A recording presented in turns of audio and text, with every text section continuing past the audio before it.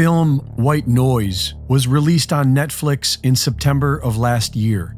It's about a train crashing, exploding, and burning toxic chemicals off into the atmosphere, creating a major health hazard for miles around, reflecting what just happened a few weeks ago in Ohio.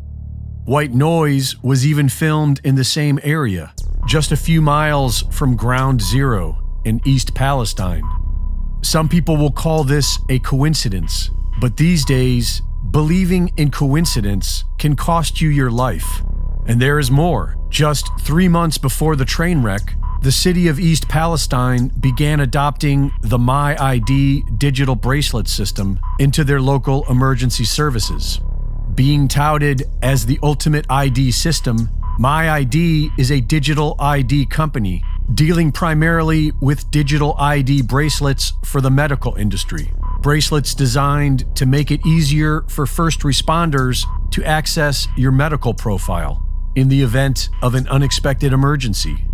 And just a week before the crash, they began handing these bracelets out to all the residents of East Palestine. Also, 2 weeks before the crash, the CDC updated their page on vinyl chloride, removing their section on how it affects children and raising the safe exposure threshold. Neil Donald Walsh wrote, "There are no coincidences in the universe, only convergences of will, intent, and experience." Not only does the Ohio train crash appear to be a deliberate attack, it appears to potentially be a very deadly attack. 3 days after the train wreck, authorities called for a controlled release burn.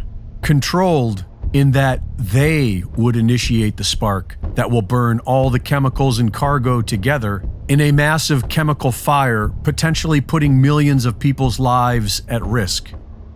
The vinyl chloride spill at Camp Lejeune was small in comparison to what happened this month in Ohio, but it still poisoned over 1 million people, and it took decades for the effects to materialize. A new federal lawsuit against Norfolk Southern alleges that 1.1 million pounds of vinyl chloride was spilled into the local environment.